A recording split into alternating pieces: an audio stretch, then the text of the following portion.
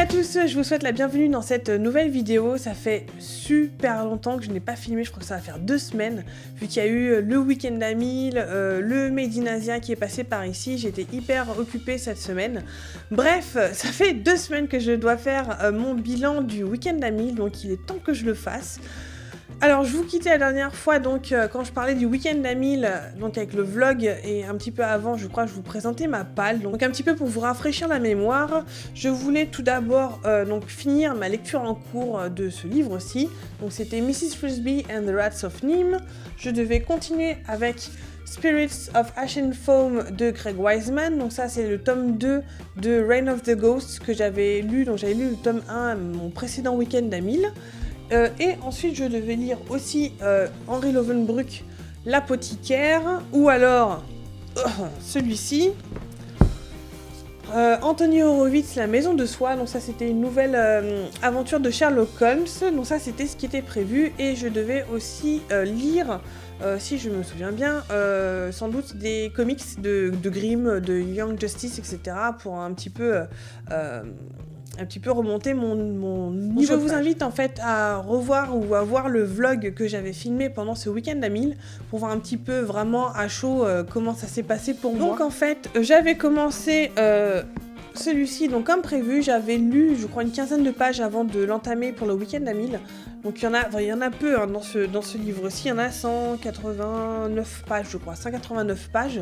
Donc pour moi j'allais déjà le terminer, ou en tout cas bien l'entamer le vendredi et le finir le samedi matin, et en fait ça n'a pas du tout été le cas. J'ai vraiment eu du mal à le lire, dans le sens où en fait c'est une lecture qui était plus compliquée que je ne m'y attendais.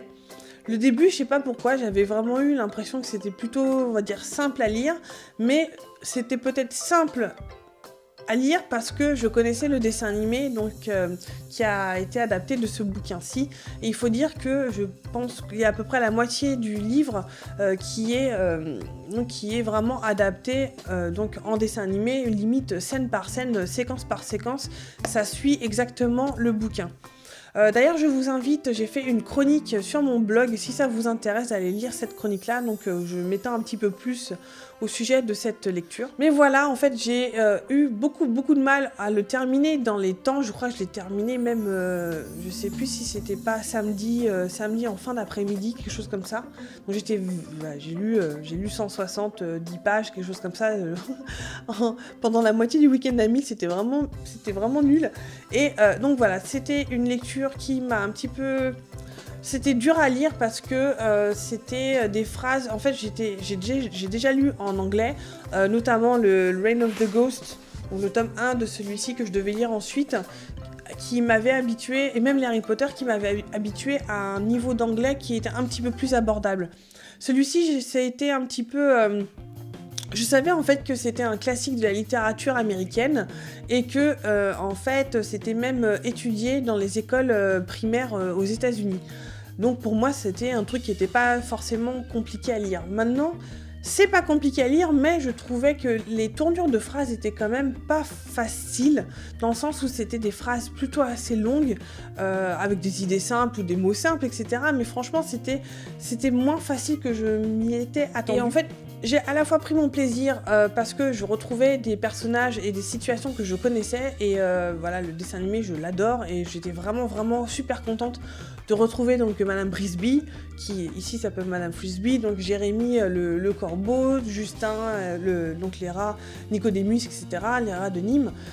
Par contre, la seule chose qui m'a vraiment super étonnée, c'était que il y a plein de choses que j'aime bien, que j'ai adoré dans le dessin animé, qui sont complètement absentes dans le livre. Je m'explique. En fait, le livre et le dessin animé vont dans le même sens. Il se passe à peu près les mêmes choses, mais avec des variantes vraiment, mine de rien, assez différentes. Par exemple, voilà, je veux pas non plus spoiler pour ceux qui n'ont ni lu le livre ni vu le dessin animé, mais je pourrais, de toute façon, vous avez le résumé de du bouquin ou du dessin animé sur mon blog, et en gros, il s'agit tout simplement de la petite Madame Frisby qui est ici, ou Mrs. Frisby, qui doit absolument déménager sa famille parce que l'hiver est terminé, elle doit aller donc amener sa famille à l'abri, puisque le champ dans lequel elle habite, dans sa petite maison, son petit parpaing, en fait va être complètement détruit entre guillemets, parce que le fermier va passer sa charrue, et donc il risque de détruire la maison au passage de la charrue.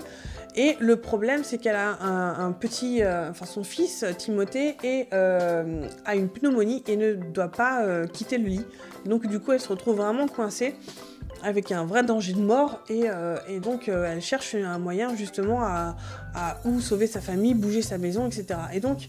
je vous passe un petit peu les péripéties, mais on lui conseille de mettre sa maison à l'abri dans l'angle de la pierre pour éviter que la charrue, justement, ne puisse passer et détruire sa maison.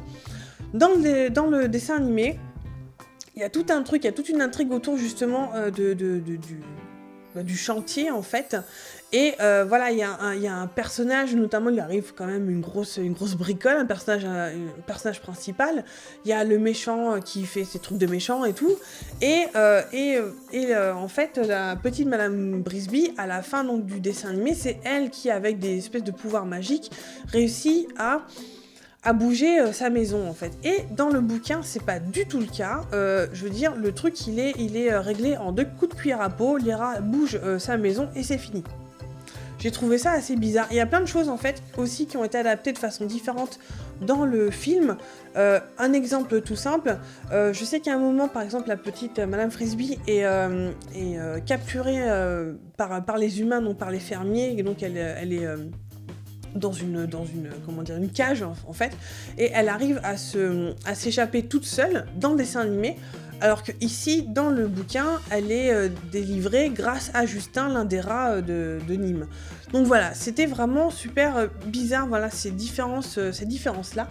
Cela dit, c'était très très sympa de me replonger là-dedans, et du coup, j'ai encore plus eu de plaisir à regarder le dessin animé.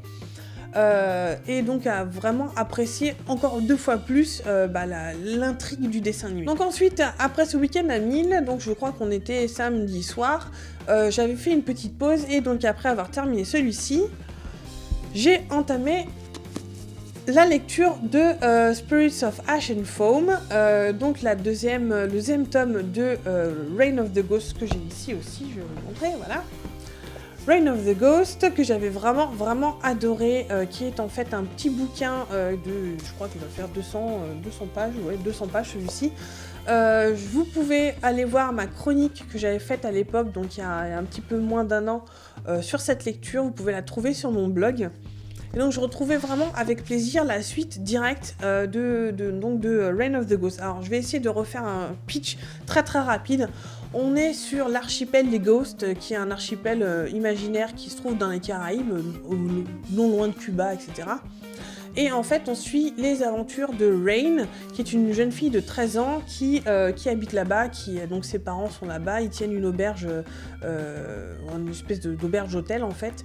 Et en fait, sa vie va changer le jour où son grand-père lui donne un bracelet de bras en fait, qui est originaire de ces îles-là. Et en fait, son grand-père va mourir dans les heures ou dans les jours qui suivent. Et ce bracelet, en fait, se révèle être un zémi, ce qu'ils appellent un zémi, c'est-à-dire un espèce d'artefact magique qui permet à Rain de voir les fantômes et donc notamment de voir son grand-père décédé. À partir de là, il y a plein de péripéties, il y a de la magie et du mystère un petit peu local, on va dire, donc vraiment qui est propre aux Caraïbes. On a des personnages qui sont vraiment plutôt bien écrits, qui sont bien pensés, ils ont 13 ans et donc ils sont jeunes. C'est de la littérature jeunesse avec beaucoup de mystère, de l'aventure, etc. avec une héroïne. Et vraiment, moi j'ai adoré en tout cas le premier tome et le deuxième, là, pour l'instant, vous voyez, j'ai à peu près lu un tiers. C'est toujours ma lecture en cours et vraiment j'aime beaucoup. C'est une lecture en anglais que je conseillerais même pour ceux qui ont un niveau d'anglais pas super over the top, mais franchement ça se lit plutôt facilement et c'est hyper agréable à lire. Ça se lit vraiment comme une série télé ou comme ça a été en fait pensé vraiment avec un œil de cinématographe. Donc moi en tout cas en lisant, j'avais vraiment l'impression de regarder une série télé avec c'est une écriture qui est très très imagée, très cinématographique. Donc c'est une série, donc Reign of the Ghost et Spirits of Ash and Foam, que je conseille vraiment à tous ceux qui aiment ce genre d'aventure. Alors pendant ce week-end à 1000, en fait, je me suis rendu compte que très vite que j'arrivais pas du tout à avancer. Donc malgré le fait que je me mettais un petit peu une carotte histoire d'avancer un petit peu, j'arrivais pas du tout à aligner les pages. J'étais pas, je sais pas, peut-être que j'étais pas vraiment dans l'esprit, puis peut-être que les lectures en anglais, c'est pas ce qu'il y a forcément de mieux dans le week-end à 1000. Du coup, j'avais mis en pause Spirits of Ash and Foam le dimanche et j'ai lu en fait les derniers tomes qui me restaient de lire de Grimm, parce que donc Grimm a été aussi adapté en comics. Donc outre la série télé, il y a aussi des comics. Et je me demande s'il n'y a pas aussi il me semble avoir vu qu'il y avait aussi des romans. Bref, donc là j'ai fini de lire les comics que j'avais commencé à lire à mon précédent week-end à 1000. Et là j'ai fini vraiment tous ceux que j'avais. Et alors, au-delà, vraiment, ce que je retiens en fait de ça, c'est vraiment de voir que le format de comics leur permet de faire des choses qu'ils ne peuvent pas faire en fait dans la série, c'est-à-dire les faire voyager et sortir de Portland. Et voilà, donc là, il y a toute une première partie de l'intrigue qui se passe carrément en Europe, ils voyagent, etc. Donc il y a vraiment... C'est des choses qu'ils ne peuvent pas faire dans la série. Maintenant, donc on est vraiment dans l'univers de Grimm, avec les Wesson, avec vraiment toujours toujours avec cette ambiance comme ça d'espèce de conte de fées un peu twisted. Et là où ça pêche un petit peu, en tout cas pour moi, c'est au niveau du dessin qui, je trouve, est hyper rigide.